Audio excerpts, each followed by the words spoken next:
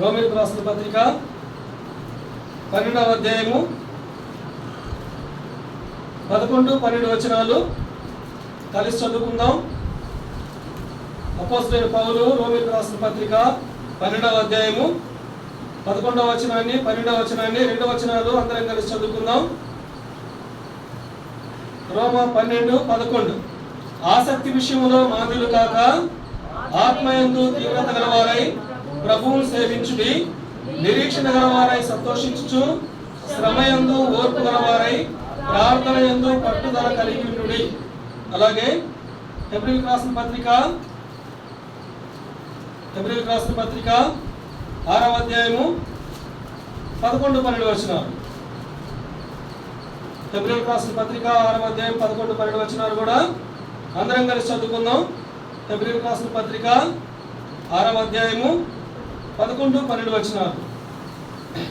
మీరు మందులు కాక విశ్వాసం చేతను ఓర్పు చేతను వాగ్దానములను స్వతంత్రించుకుని వారిని పోలి నడుచుకున్నట్లుగా మీలో ప్రతి వాడును మీ నిరీక్షణ పరిపూర్ణమగు నిమిత్తము మీరు ఇదివరకు కనపరిచిన ఆసక్తిని తుదముట్టకు కనపరచవలనని అపేక్షించుచున్నాను.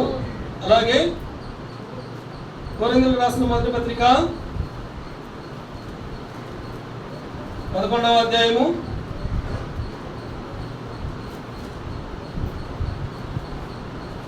27-31 వరకు మార్చి చదువుకుందాం. 27-31 వరకు మార్చి చదువుకుందాం. కొరింథీయులకు రాసిన మొదటి పత్రిక 11వ అధ్యాయము 27వ వచనం. కాబట్టి ఎవడు అయోగ్యముగా ప్రభు యొక్క రొట్టెను తినునో లేక ఆయన పాత్రలో నుండి త్రాగునో వాడు ప్రభు యొక్క శరీరమును గూర్చి రక్తమును గూర్చి అపరాధి యగును.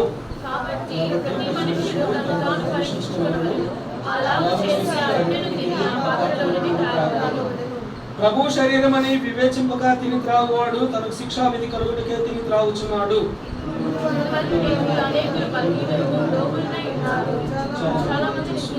అందరం కలిసి చదువుకుందాం. అయితే మనమే విమర్శించడం లేదా తీర్పు పొందకపోదుము. దేవుని కృప కొరకై చిన్న ప్రార్థన చేసుకుందాం. ప్రేమగల మా తండ్రి, సర్వోన్నతుడు మా దేవ, సర్వశక్తిమంతుడా, సర్వాధికారము కలిగి ఉన్న మా ప్రభువా, సర్వలోకములకు దేవుడు అయినందుకై తండ్రి మీకు వందనాలు చెల్లించుకుంటున్నాం. ప్రభా, మిమ్మల్ని ఆరాధించుకునే భాగ్యం ఇచ్చినందుకై మీకు స్తోత్రాలు. తిరిగి మా మధ్య ఉంచిన మీ శరీరమును బట్టి మీ రక్తమును బట్టి మీకు స్తోత్రములు. మీ శరీరము తిని మీ రక్తము త్రాగువాడే నిత్య జీవము గలవాడని మీ వాక్య భాగంలో సెలవిచ్చిన రీతిగా ప్రభా, యోగ్యకరమైన రీతిలో బలలో పాల్పంపులు పొందడానికి మీ ఉచితమైన కృప ద్వారా మమ్మల్ని జ్ఞాపకం చేసుకోండి. కేవలము మీ కృపను బట్టి మమ్మల్ని జ్ఞాపకం చేసుకొని బలను సమీపించడానికి సహాయం చేయండి తండ్రి. మాకు కావలసిన మా ఆత్మీయ క్షేమం నిమిత్తమై అవసరమైనటువంటి మీ మాటలు మాత్రమే మాకు దయచేయండి ప్రభా. నిష్ఫల దాసుని ఒప్పుకుంటున్నాను, చేతగాని వాడిని ఒప్పుకుంటున్నాను. ఇక్కడ చేరిన మీ బిడ్డలు అందరికంటే అన్ని విషయాల్లో బలహీనులను ఒప్పుకుంటున్నాను. మీరు ఇచ్చిన వాగ్దానం జ్ఞాపకం చేసుకుంటున్నాను తండ్రి. నా దేవా నాయన, యోహాను 3:34 ప్రకారం మీరు పంపిన వానికి ఆత్మను కొరతగా అనుగ్రహించే దేవుడు కాదు కదా తండ్రి. మీ సమృద్ధి అయినటువంటి ఆత్మను దయచేయండి. ఈ నోటిని బాగా తెరువు, దాన్ని నేను నింపెదనన్నావు కదా ప్రభు. నా నోరు తెరవడానికి నేను ఇష్టపడుతుంటున్నాను. నా నోట మీ మాటలు ఉంచండి ప్రభా. కాని మాట ఏది నా నోట రానివ్వద్దు తండ్రి. ఆయన మీ ప్రజలకు మేలైనటువంటి మాట మాత్రమే, మీరు ఇచ్చినటువంటి మాట మాత్రమే మీ ప్రజలకు చేరవేయడం కోసం మీకు పనికొచ్చే పాత్రగా నన్ను వాడుకో తండ్రి. దయగలిగిన మా ప్రభా, ప్రతి బిడ్డకు వినగలిగిన చెవి, గ్రహించగలిగిన మనసు దయచేయండి. కనిపించినటువంటి అంధకార శక్తులను ఈ స్నామంలో బంధిస్తుంటున్నాను ప్రభా. ప్రతి ఒక్కరితో మీరు మాట్లాడవలసిందిగా మిమ్మల్ని ప్రార్థన చేసుకుంటూ తండ్రి, ఈ సమయము మాకు దేవునికరంగా ఉంచమని మిమ్మల్ని ప్రార్థన చేస్తూ యేసు ప్రభు వారి నామములో స్తుతించి ప్రార్థించి అడిగి వేడుకున్నాను పరమ తండ్రి, ఆమేన్.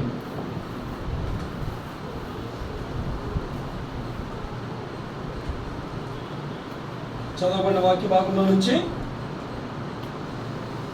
అపోస్తలుడైన పౌలు రోమీయులకు రాసిన పత్రిక 12వ అధ్యాయము 11, 12 వచనాలు. ఆసక్తి విషయంలో మాంద్యులు కాక ఆత్మయందు తీవ్రత గలవారై ప్రభువును సేవించుడి, నిరీక్షణ గలవారై సంతోషించుచు, శ్రమయందు ఓర్పు గలవారై ప్రార్థన యందు పట్టుదల కలిగి. ప్రభు బలలో చేవేసే మనము ఈ వాక్య భాగాన్ని ధ్యానించుకొని దేవుడు మనతో మాట్లాడిన దానిని బట్టి మన ప్రభువు దగ్గర క్షమాపణ కోరుకొని సమాధానపడి బలలో చేయవేద్దాం. మన మధ్య ఉంచినటువంటి బల్ల మన ప్రభువును గుర్తు చేస్తున్నటువంటి బల్ల, మన మధ్య ఉన్నటువంటి బల్ల ప్రభువైన యేసుక్రీస్తు ఆ కల్వరి శిలువలో మన కొరకై మరణించాడని, అదే సమయంలో సాతానుని మీద విజయం పొందుకున్నాడని గుర్తు చేస్తున్నటువంటి బల్ల, మన మధ్య ఉన్నటువంటి బల్ల ప్రభువైన యేసుక్రీస్తు యొక్క మరణము, మన పాపము నుండి మనము మరణించాము అని గుర్తు చేసే బల్ల. పాపము మనలో ఉండకూడదు. మన ప్రభువు పరిశుద్ధుడు కాబట్టి బల్ల పరిశుద్ధమైనటువంటి బల్ల.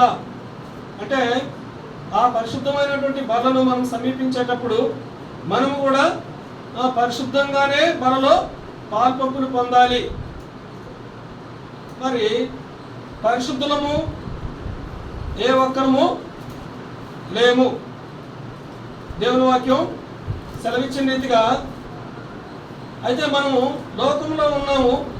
లోక మాలిన్యము మనకి అంటుకొనకుండా మనము జీవించాలి. అదే సమయంలో మనకు తెలియకుండానే మనలో పాపం ప్రవేశించినట్లయితే దేవుని సన్నిధిలో అడగాలి, ప్రార్థన చేయాలి. ప్రార్థన చేసినప్పుడు మన ప్రభువు ప్రార్థన ఆలకించు దేవుడిగా ఉంటున్నాడు. ఆలకించడమే కాదు, ప్రార్థనకు జవాబిచ్చే దేవుడిగా ఉంటున్నాడు. అదే సమయంలో ఆయన క్షమించడానికి సిద్ధ మనసు కలిగినటువంటి దేవుడిగా ఉంటున్నాడు. మనల్ని క్షమిస్తాడు. క్షమాపణ పొందుకొని అప్పుడు మనం ఆ బలలో చేవేస్తే ఆ బల్ల మన ఆత్మీయ స్థితికి, మన ఆత్మీయ అభివృద్ధికి దోహదపడుతుంది. సరే, ఇక్కడ వాక్య భాగంలోకి వద్దాం. రోమీయులకు రాసిన పత్రిక 12వ అధ్యాయము 11వ వచనంలో ఆసక్తి విషయంలో మాంద్యులు కాక ఆత్మయందు తీవ్రత గలవారై ప్రభువును సేవించుడి. మనము మన ప్రభువుని సేవించాలి. ప్రభువు బలలో చేవేసే మనము ప్రభువుని సేవించకుండా బలలో చేయవేయకూడదు. ప్రభువుని సేవించడం అంటే ఏంటి? దేవునితో మంచి సంబంధం కలిగి ఉండాలి. ప్రభువుని సేవించడం అంటే ఏంటి? మన ప్రభువును మనము ఆరాధించే వారిగా ఉండాలి. ప్రభువుతో సహవాసం అంటే ఏంటి? దేవుని వాక్యాన్ని మనము శ్రద్ధగా వింటున్నామా? దేవుని వాక్యాన్ని మనం చదువుతున్నామా? దేవుని వాక్యాన్ని మనం జ్ఞాపకం చేసుకుంటున్నామా అని మనము గుర్తు చేసుకోవాలి. ఆసక్తి విషయంలో మాంద్యులు కాక ఆత్మయందు తీవ్రత గలవారై ప్రభువును సేవించుడి. ప్రభువును సేవించే విషయంలో మాంద్యంగా ఉండకూడదు. మనము ఆసక్తి కలిగి ఉండాలి అని దేవుని వాక్యం సెలవిస్తుంది. సరే, ఇక్కడ చదవబడిన మా వాక్య భాగంలో చాలా మాటలు ఉన్నాయి. అంటే ఆసక్తి విషయంలో మాంద్యులుగా ఉండొద్దు, ఆత్మయందు తీవ్రత కలిగి మన ప్రభువుని సేవించాలని తెలియజేస్తూనే అక్కడ మళ్ళా ఇంకా ఏముంది? 12వ వచనంలో నిరీక్షణ గలవారై సంతోషించుచు. నిరీక్షణ కలిగే వారికి సాధారణంగా ఈ సంతోషం అనేది కష్టమే. నిరీక్షణ అంటే ఎదురు చూడడం. ఎదురు చూడడం అంటే మనకు కావాల్సింది వెంటనే మనకు ఎదురు చూస్తున్నామంటే అది ఇంకా రాలేదని. అలాంటప్పుడు విసుగు సాతానుడు తీసుకురావచ్చు. నువ్వు నిరీక్షిస్తున్నావు కానీ అది ఇంకా జరగలేదులే, అది జరగదులే అని సాతానుడు వాడి భారాలు వేస్తాడు. వాటికి మనము భయపడకూడదు. ఎందుకంటే సాతానుని మన ప్రభువు జయించాడు.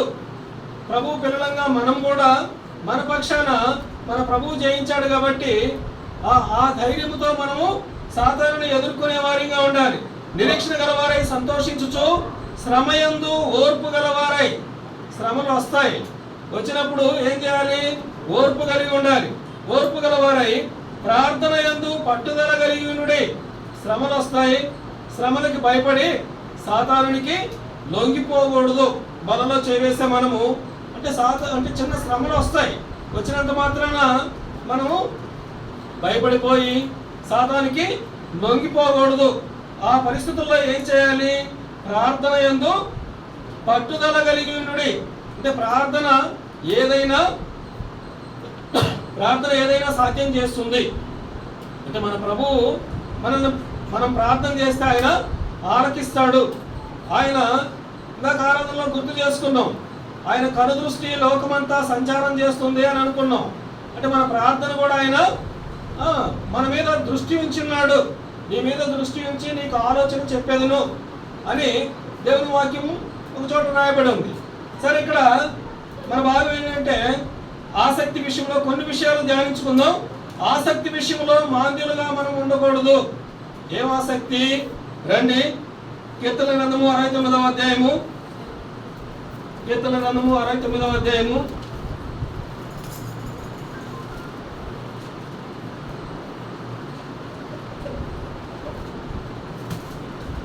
9వ వచనం. నీ ఇంటిని గూర్చిన ఆసక్తి నన్ను భక్షించి ఉన్నది. చాలమ్మ. ఇక్కడ దావీదు భక్తుడు రాసినటువంటి మాట, నీ ఇంటిని గూర్చిన ఆసక్తి నన్ను భక్షించి ఉన్నది. దేవుని ఇంటిని గూర్చిన ఆసక్తి దావీదుకు ఉంది. ప్రభువు వలలో చేవేసే మనకి మరి దేవుని ఇంటిని గూర్చిన ఆసక్తి ఉందా? అది మనం గుర్తు చేసుకోవాలి. దావీదు భక్తుడు అంటాడు కదా, 132వ కీర్తన 132వ కీర్తన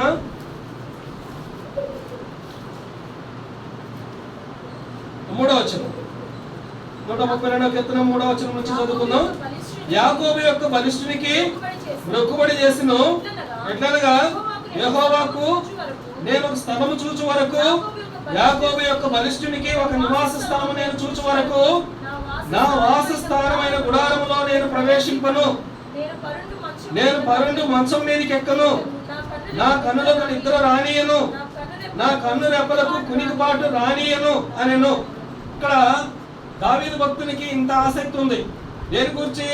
దేవుని ఇంటిని కూర్చున్నటువంటి ఆసక్తి. దేవుని ఇంటి విషయంలో అంటే దేవుని మందిరము కూర్చున్నటువంటి ఆసక్తి.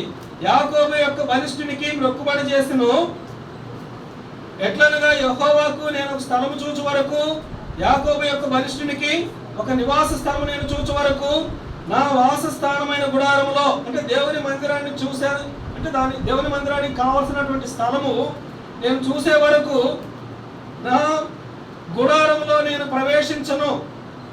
అలాగే నేను పరుండు మంచం మీదకి ఎక్కను. అంటే అంత తీర్మానం తీసుకుంటున్నాడు.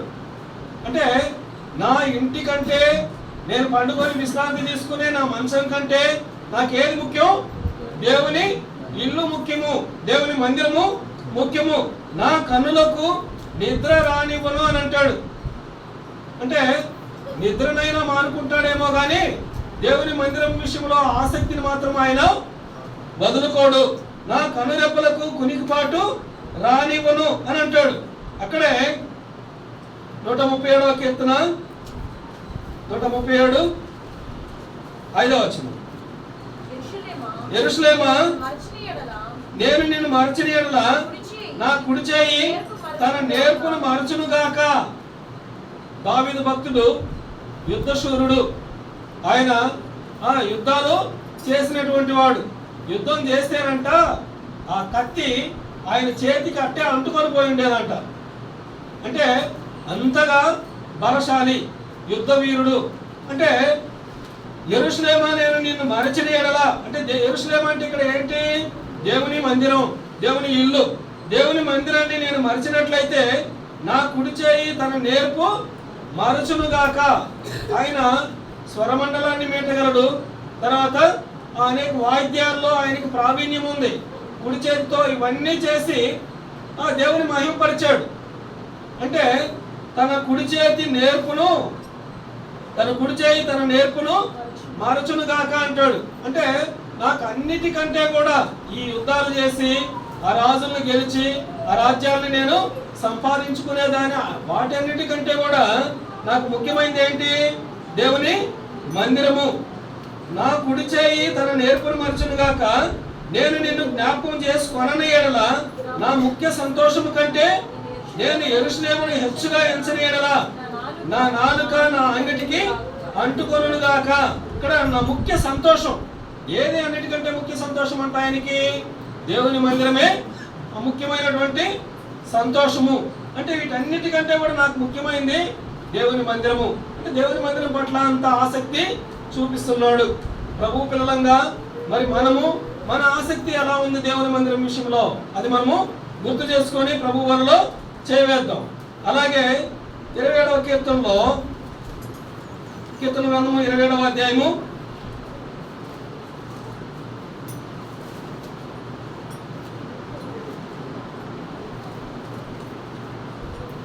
27వ అధ్యాయం 8వ వచనం దావీదు భక్తుడు చెప్పినటువంటి మాటే.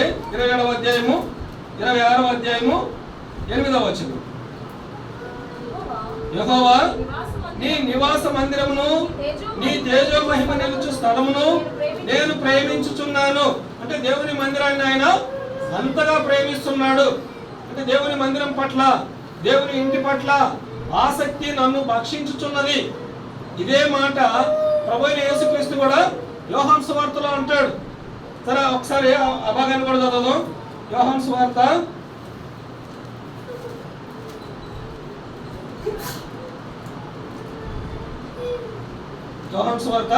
సమయం కొంచెమే ఉంది, అయినా చూద్దాం.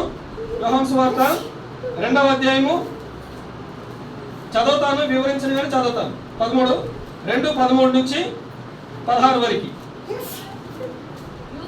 యూదుల పస్కా పండుగ సమీపింపగా యేసు యెరూషలేమునకు వెళ్ళి, అంటే దేవుని మందిరానికి వెళ్ళి, దేవాలయంలో ఎడ్లను, గొర్రెలను, పావురములను అమ్మువారును, రూకులు మార్చువారును కూర్చుంటుట చూచి. సరే ఇక్కడ ఉద్దేశం ఏంటంటే, అంటే ప్రభువైన యేసుక్రీస్తు దేవుని మందిరానికి వెళ్ళాడు.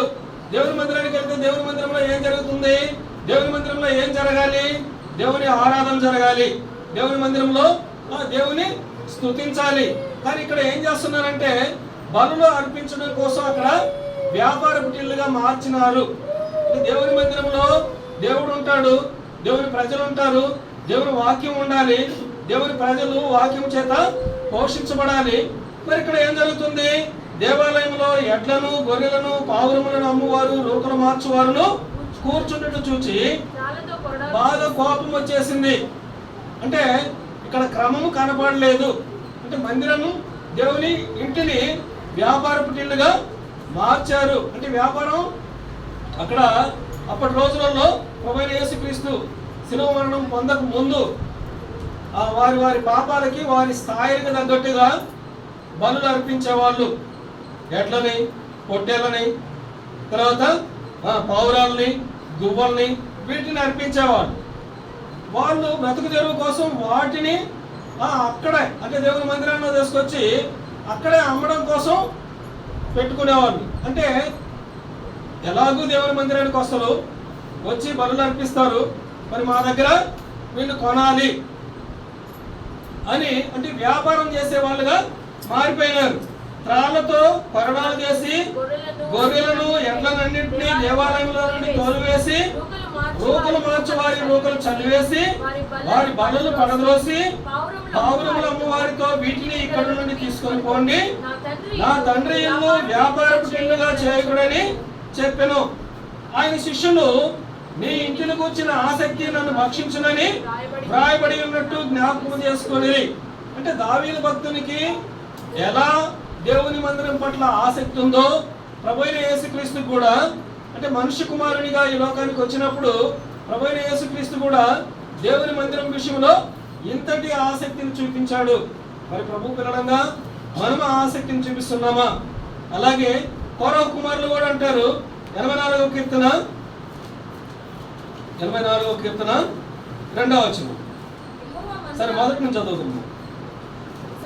సైన్యములకు అధిపతి యెహోవా, నీ నివాసములు ఎంత రమ్యములు, యెహోవా మందిర ఆవరణములను చూడవలనని నా ప్రాణం ఎంతో ఆశపడుచున్నది, అది సొమ్మసిల్లుచున్నది. జీవము గల దేవుని దర్శించుటకు నా హృదయమును నా శరీరమును ఆనందముతో కేకలు వేయుచున్నవి. ఇక్కడ కౌరవ కుమారులు దేవుని మందిరం పట్ల ఆసక్తిని తెలియజేస్తున్నారు. నీ నివాస మందిరములు ఎంత రమ్యములు, దేవుని మందిరం ఎంతో రమ్యంగా ఉంటుంది అని గుర్తు చేసుకుంటున్నారు. యెహోవా మందిర ఆవరణములను చూడవలనని నా ప్రాణం ఎంతో ఆశపడుచున్నది. అంటే ఎంతో ఆసక్తి చూపిస్తున్నారు కౌరవ కుమారులు కూడా. నా ప్రాణం ఎంతో ఆశపడుచున్నది, అది సొమ్మసిల్లుచున్నది జీవము గల దేవుని దర్శించుటకు నా హృదయము నా శరీరమును ఆనందంతో కేకలు వేయించున్నవి. అంటే దేవుని మందిరం పట్ల అంత ఆసక్తి చూపిస్తున్నారు. అక్కడే 10వ వచనం చదువుమా. 84:10 నీ ఆవరణంలో ఒక దినము గడుపుట 1000 దినముల కంటే శ్రేష్టము. భక్తిహీనుల గుడారంలో నివసించుట కంటే నా దేవుని మందిరము ద్వారం వద్ద ఉన్నట్టు నాకు ఇష్టం. కనీసం దేవుని మందిరం కాదు కదా, దేవుని మందిరంలో ఒకవేళ నాకు స్థలం లేకపోతే బయటైనా నేను ఆ ఆవరణంలో అయినా ఉంటే నాకు మంచిది అని దేవుని మందిరం పట్ల ఆసక్తి చూపిస్తున్నారు.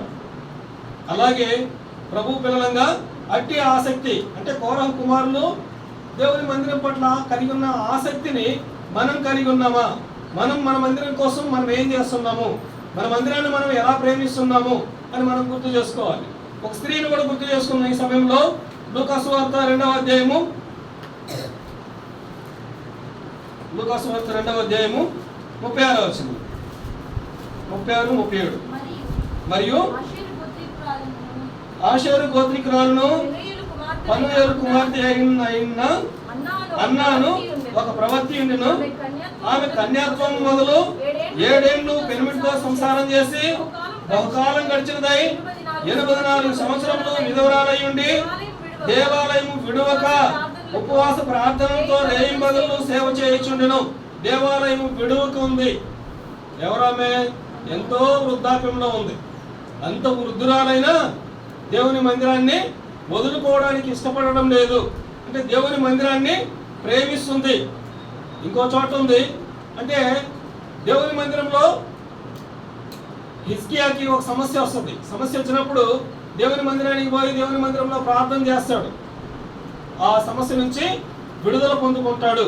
యెహోషాపాతు విషయంలో కూడా సమస్య వచ్చినప్పుడు దేవుని మందిరంలోకి పోయి దేవుని మందిరంలో ప్రార్థన చేస్తాడు.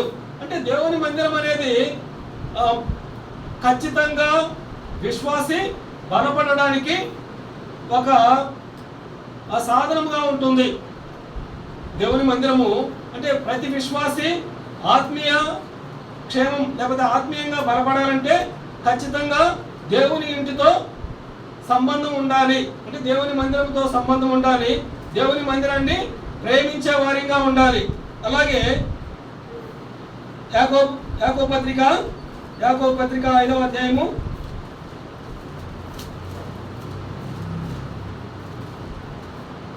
17వ వచనం. ఏలియా మన వంటి స్వభావం గల మనుషుడే వర్షింపకుండునట్లు అతడు ఆసక్తితో ప్రార్థన చేయగా 3.5 సంవత్సరముల వరకు భూమి మీద వర్షింపలేదు.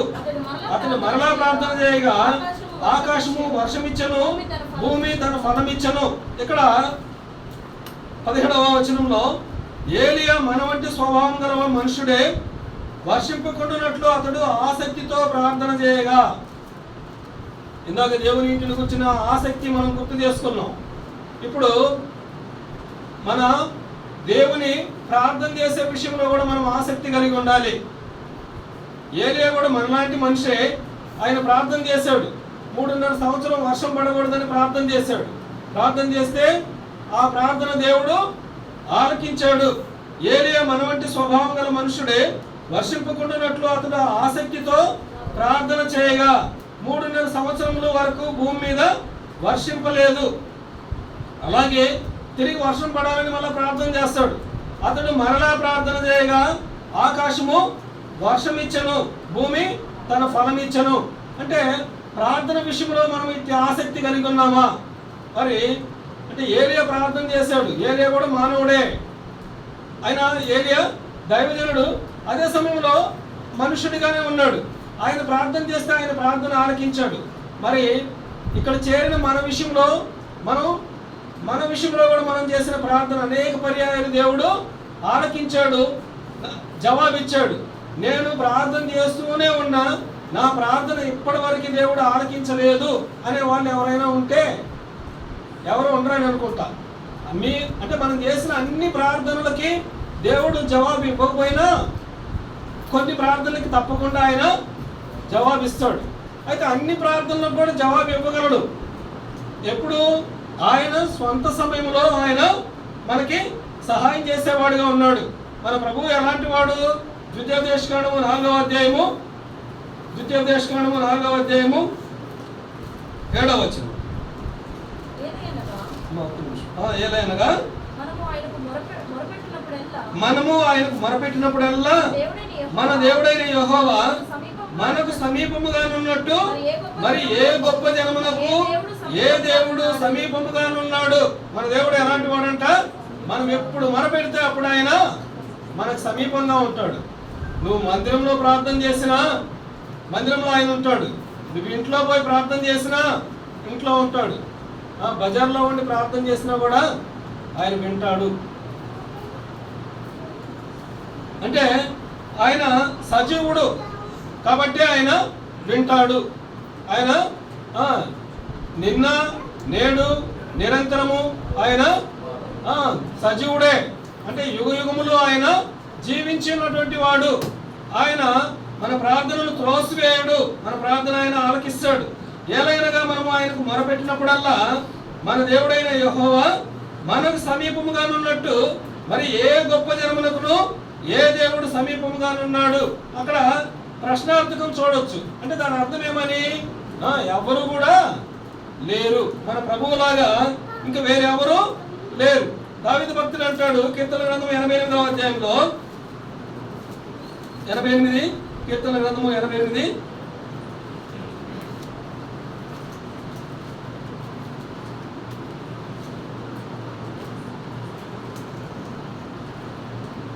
88వ అధ్యాయము కోరహ్ కుమారులు 9వ వచనం. కోరహ్ కుమారులు 88:9.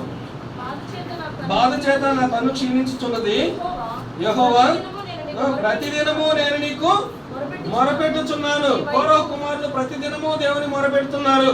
మరి మనం ప్రభువు బలలో చేవేసే మనము, ప్రభువు చేత విమోచించబడిన మనము, ప్రభువు చేత మన పాపములు ప్రాయశ్చిత్తం కలిగించుకున్నటువంటి మనము ప్రతిరోజు దేవుని ప్రార్థన చేస్తున్నామా? అది మనము గుర్తు చేసుకోవాలి.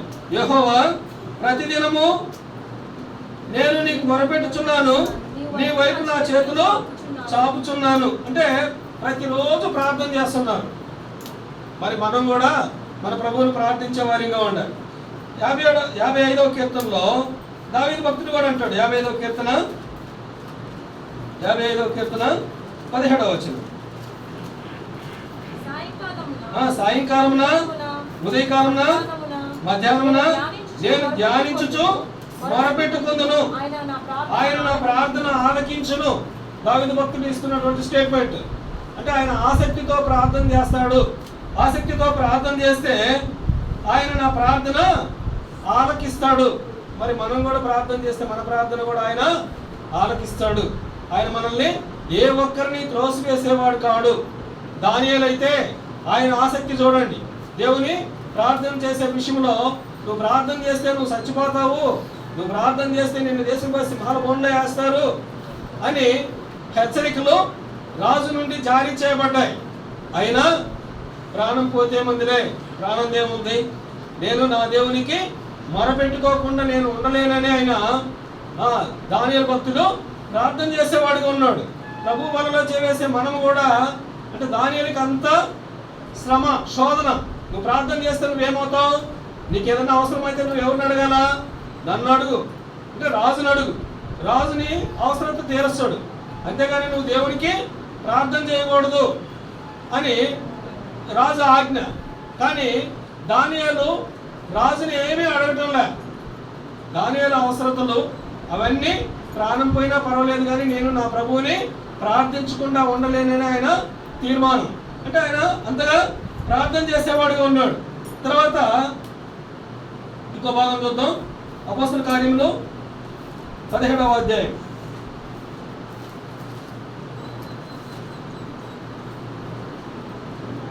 అపోస్తలుల కార్యములు 17వ అధ్యాయము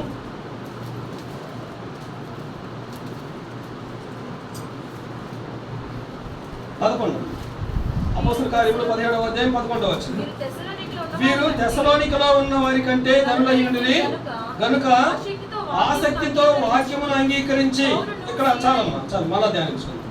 ఇక్కడ అంటే దేవుని ఇంటిని కూర్చిన ఆసక్తి మనకి ఉండాలి. ప్రభు పిల్లలంగా ప్రభు బలలో చేవేసే మనము దేవుని ఇంటిని కూర్చిన ఆసక్తి కలిగి ఉండాలి. అదే సమయంలో దేవుని ప్రార్థన చేసే విషయంలో ఆసక్తి కలిగి ఉండాలి. తర్వాత దేవుని వాక్యం విషయంలో కూడా ఆసక్తిని కలిగి ఉండాలి. ఇప్పుడు 11 చదువున్నాం. వీరు తెస్సలోనికలో ఉన్న వారి కంటే గనులయ్యుండిరి. ఎందుకు గనులయ్యారు? తెస్సలోనిక సంఘస్థులే గనులు. మరి వారి కంటే వీళ్ళు ఎందుకు గనులయ్యారు? వాళ్ళు గనులు కావడానికి కారణం ఏంటి అంటే గనుక ఆసక్తితో వాక్యమును అంగీకరించి, అంటే వాక్యమును అంగీకరించారు కాబట్టి గనులయ్యారు. ఇప్పుడు ప్రభు పిల్లలంగా మనం కూడా గనులం కావాలనేది ప్రభు ఉద్దేశం. అంటే ఇప్పుడు మనము ఆసక్తితో వాక్యమును అంగీకరిస్తే తెస్సలోనిక సంఘస్థులు ఎలా గనులో అలాగే చదువమ్మా 10వ వచనం నుంచి చదువమ్మా. వెంటనే సహోదరులు రాత్రివేళ పౌలును శీలను బెరయుకు పంపించిరి. అంటే బెరయ సంఘం అంటే తెస్సలోనిక సంఘస్థులు గనులే. అయితే తెస్సలోనిక సంఘస్థుల కంటే వీరు ఇంకా గనులు. ఎవరు? బెరయ సంఘస్థులు. ఎందుకు గనులయ్యారు? వారు వచ్చి యూదుల సమాజ మందిరంలో ప్రవేశించిరి. వీరు తెస్సలోనికలో ఉన్న వారి కంటే గనులయ్యుండిరి గనుక ఆసక్తితో వాక్యమును అంగీకరించి పౌలును శీలను చెప్పిన సంగతులు అలాగున్నవో లేవో అని ప్రతిదినమును లేఖనములను పరిశోధించుచూ వచ్చిరి. ప్రతిదినము ఆసక్తితో దేవుని వాక్యాన్ని చదువుతూ తర్వాత పరిశోధిస్తున్నారు. అంటే దేవుని వాక్యాన్ని ప్రతిదినము మనం చదవాలి. అలాగే ఇక్కడ వాక్యం చెప్పేది ఎవరు? పౌలు శీల. పౌలు శీల అంటే ఎవరు? వాళ్ళు పెద్ద గొప్ప దైవజనుడు. వాళ్ళు చెబితేనే వాళ్ళు చెప్పింది కరెక్టా కాదా, వాళ్ళు చెప్పింది దేవుని గ్రంథంలో ఉందా లేదా అని ఇంటికి వచ్చిన తర్వాత చూస్తున్నారు.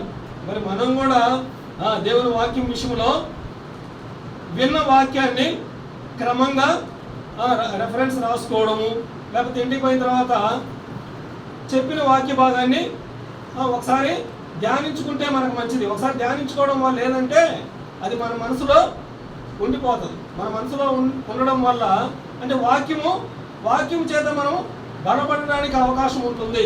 అంటే రాసుకున్న తర్వాత రాసుకొని మళ్ళీ వదిలిపెడితే దానివల్ల ఏం ఉపయోగం ఉండదు. దేవుని వాక్యాన్ని అంట అప్పటి రోజుల్లో రాజు అయిన వెంటనే ఆయన లేఖన భాగాలు తెప్పించి వాటిని వాళ్ళ సొంత చేతితోనే వాళ్ళు రాసేవాడు. రాసి అంటే వాళ్ళ దగ్గర రాజు దగ్గర ఉంచుకునేవాళ్ళంట. ఆ వాక్యం దేవుని గ్రంథంలో ఉంది కాదంటే నాకు ఆ రెఫరెన్స్ గుర్తు రావడం వల్ల రాజు అయిన తర్వాత ఆయన చేయాల్సిన ముఖ్యమైన పని ఏదంటే దైవజనుల దగ్గర నుంచి ఆ లేఖనాలను తెప్పించి సొంతంగా వాళ్ళ చేతులతోనే రాసి వాళ్ళ దగ్గరే ఉంచుకునేవాళ్ళంట రాజులు. అంటే పరిపాలన చేసేవాళ్ళు.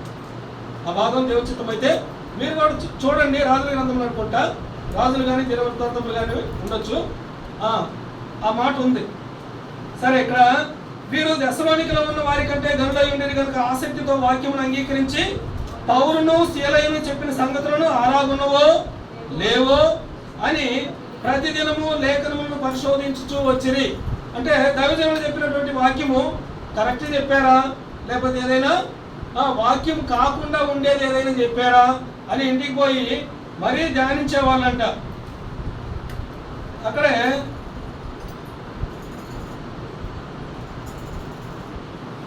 అపోస్తలుల కార్యములు 21వ అధ్యాయము 20వ వచనం. వారు విని దేవుని మహిమపరిచి అతను చూచి సహోదరుడా యూదులలో విశ్వాసులైన వారు ఎన్ని వేల మంది ఉన్నారో చూసుకుంటున్నావు కదా, వారందరూ ధర్మశాస్త్రమందు ఆసక్తి గలవారు. వాళ్ళందరూ కూడా ధర్మశాస్త్రమందు ఆసక్తి గలవారు. ఇంకా మనకు బాగా అర్థం కావాలంటే టైం అయిపోతుంది కాబట్టి అంటే కొంచెం తక్కువ చెప్తున్నాను. ఇంటికి పోయిన తర్వాత చూసుకోండి 17వ వచనం నుంచి 20వ వచనం వరకు. 20 మళ్ళా ఒకసారి చదువమ్మా. వారు విని దేవుని మహిమపరిచి, అంటే ఏం విన్నారు? దేవుని వాక్యాన్ని విన్నారు. దేవుని వాక్యాన్ని విని దేవుని మహిమపరిచి అతన్ని చూచి, సహోదరుడా, యూదులలో విశ్వాసులైన వారు ఎన్ని వేల మంది ఉన్నారో చూచుచున్నావు కదా, వారందరూ ధర్మశాస్త్రమందు ఆసక్తి గలవారు. అంటే ధర్మశాస్త్రం విషయంలో మనం కూడా ఈ ఆసక్తిని కలిగి ఉండాలి. దేవుని ఇంటిని కూర్చున్న ఆసక్తి మనం కలిగి ఉండాలి. దేవుని ప్రార్థన చేసే విషయంలో ఆసక్తిని కలిగి ఉండాలి. తర్వాత దేవుని వాక్యాన్ని చదివి ధ్యానించే విషయంలో కూడా ఆసక్తిని కలిగి ఉండాలి. ఇంకొక మాట చదువుకొని మనలో చేద్దాం. వివరించుకోగానే ఆ మాటను గుర్తు చేసుకుందాం, ఇందాక చదువుకున్నాం కాబట్టి. హెబ్రీయులకు రాసిన పత్రిక 6వ అధ్యాయము 11-12. మీరు మందులు కాక విశ్వాసం చేతను ఓర్పు చేతను వాగ్దానములను స్వతంత్రించుకొని వారిని కోరి నడుచుకున్నట్లుగా మీరు ప్రతి వాడును మీ నిరీక్షణ పరిపూర్ణమగు నిమిత్తము మీరు ఇదివరకు కనపరిచిన ఆసక్తిని తుదమట్టుకు కనపరచవలనని అపేక్షించుచున్నాను. ఇక్కడ ఇదివరకు కనపరిచిన ఆసక్తి అంటే రక్షించబడిన కొత్తలో చాలా అనుకుంటాం ఎంతో ఆ దేవుని పని చేయాలని. ఆ ఆసక్తిని తర్వాత కొన్ని రోజులు గడిచిన తర్వాత ఆసక్తి విషయంలో మాంద్యులంగా తయారవుతాము. అక్కడ అంటే నిర్లక్ష్యం కావచ్చు. అంటే మనకు తెలిసే మనము సరేలే ఈరోజు బాగా అలసిపోయి ఉన్నా, ఈరోజు ప్రార్థన చేసుకోలేకపోయినా రేపు చేసుకుంటానులే, లేకపోతే ఈరోజు పని భారం వల్ల వాక్యాన్ని చదవలేకపోయినా రేపు చదవచ్చులే అనే ఆ నెగటివ్ థాట్స్ మనలో రాకూడదు. అంటే ఆసక్తి విషయంలో మనం మాంద్యులుగా ఉండకూడదు. మనం మాంద్యులంగా ఉంటే ఏమైపోతాము? కనుమరుగైపోతాము. అంటే దేవుని సన్నిధికి దూరం అవుతాం. దేవుని సన్నిధికి దూరమైనమంటే ఎవరికి దగ్గర అవుతున్నామని? సాతానునికి దగ్గర అవుతున్నామని. అంటే దేవునికి దూరమైనప్పుడు సాతానునికి దగ్గర అవుతాం. ఇంకా వాడు సాధారణుడు మనల్ని లోపరుచుకున్నాడంటే వాడు ఏం చేస్తాడు? పీల్చి పిప్పి చేస్తాడు. అంటే దేవుని సన్నిధికి ఇంకేం పోతావులే, నాతో ఉంచుకుంటాడు. మనము ప్రభువు చేత విమోచించబడినటువంటి వారిని మనము ప్రభువుకి ఇష్టంగా ఉండాలి. ఇంకొక మాట గుర్తు చేసుకొని ముగించుకుందాం. హెబ్రీయులకు రాసిన పత్రిక 6వ అధ్యాయంలో 4వ వచనం చదువుమ్మా. చదువుకుందాం.